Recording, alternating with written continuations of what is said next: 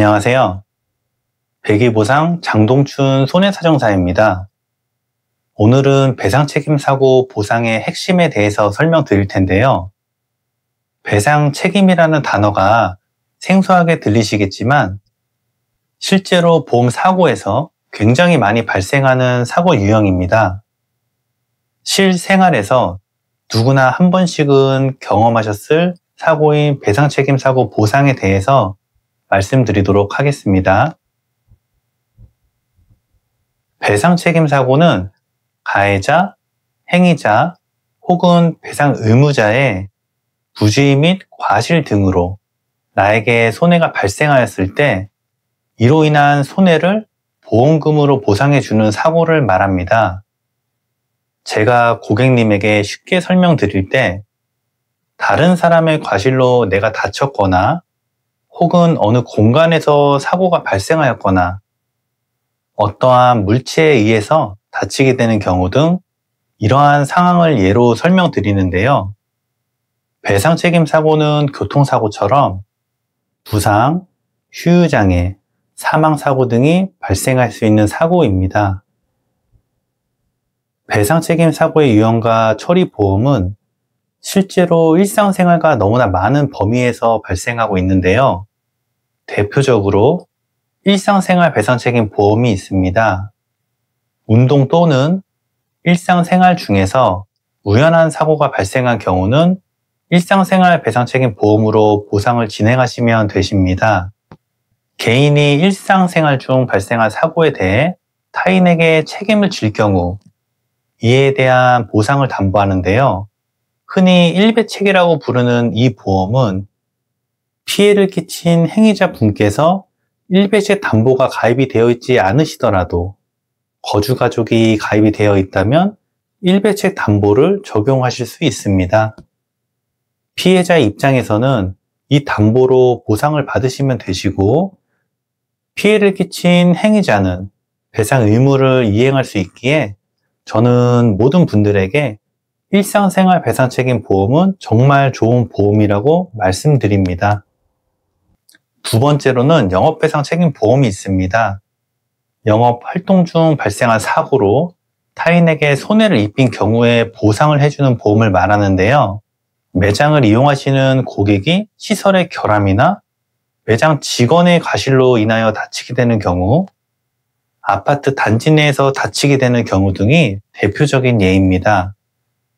아파트 단지나 마트, 매장, 백화점, 공원, 기타 영업장 등 말 그대로 운영을 하고 고객이 이용하는 거의 모든 영업장에 가입이 되어 있는 보험입니다.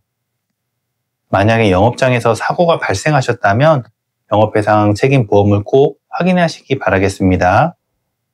다음은 체육시설 배상책임 보험입니다. 골프장, 헬스장, 수영장, 체육관 등 체육시설 운영자가 가입하는 의무보험으로 체육시설 이용 중 사고가 발생하셨다면 체육시설 배상책임 보험으로 보상을 진행하시면 되십니다. 배상책임 보험은 제가 말씀드린 경우보다 너무나 많이 가입이 되어 있는데요. 법률로 지정되어 의무적으로 가입하는 의무보험과 의미로 가입하는 의미보험으로 되어 있기 때문에 피해자의 입장에서 보상을 진행하시기 장점이 참 많은 보험이라고 생각합니다. 배상책임보험 보상의 항목은 오늘 영상에서 가장 중요한 부분인데요. 배상책임 보상의 항목은 크게 4가지로 분류하여 말씀드립니다. 먼저 첫 번째, 치료관계비입니다. 치료관계비에는 수술, 입원 등의 병원비, 향후 재수술을 하는 경우나 흉터 제거 비용 등에 관련한 인정되는 향후 치료비가 있습니다. 두 번째는 휴업손해입니다. 입원을 하셨을 경우에는 휴업손해가 인정됩니다. 통상 만 65세까지 인정하고 있습니다. 세 번째로 정말 중요한 상실수익액입니다. 상실수익액은 사고로 인하여 사망이나 휴유장애가 발생하였을 경우 산정하는 금원인데요. 조금 쉽게 설명드리면 사고로 인하여 사망 또는 휴유장애가 발생하였을 때 이 사고가 일어나지 않았다면 경제활동을 통해 얻을 수 있는 수익액을 현재 가치로 환산해서 산정하는 금원을 뜻합니다. 상실 수익액은 보상하는 보험금의 항목에서 높을 수밖에 없는 금원이기 때문에 이 부분 꼭 확인하셔야 하십니다. 네 번째로 위자료 산정입니다. 위자료 산정은 부상 또는 휴장의 발생, 사망 등 피해의 규모에 따라 차이가 발생하고 있습니다. 보상 과정에서 주의해야 될 사항은 발생한 사고가 가해를 가한 행위자 측의 배상 책임 의무가 발생하는가입니다. 피해자의 전적인 과실로 인하여 사고가 발생하였다면 배상책임보험의 보상을 진행하기는 어렵습니다.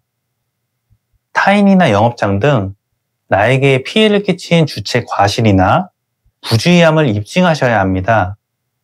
그리고 과실 또는 기억력 등을 주의하셔야 하는데요. 대부분의 배상책임 사고는 피해자의 과실이 발생하지 않는 경우는 정말 흔하지 않습니다. 행위자와 피해자의 과실이 병합하여 발생하는 사고가 대부분인데요. 사고 내용을 확인하고 나의 과실을 검토해야 합니다. 또한 나의 신체적 피해가 온전히 이 사고로만 발생하였는지 내가 다친 부분에 대한 기억력은 보험사와 분쟁의 사유가 되는 경우가 많습니다. 오늘은 배상책임 사고 보상의 핵심에 대해서 설명드렸습니다. 배상책임 사고의 보상이라는 큰 틀에서 설명을 드렸는데요. 앞으로 여러 가지 사고 사례로 배상책임이라는 주제로 다뤄볼 계획입니다. 배상책임 사고로 궁금한 부분이 있거나 어려움이 있으시다면 전화나 댓글, 하단 링크를 통해서 상담 신청해 주시면 좋을 것 같습니다.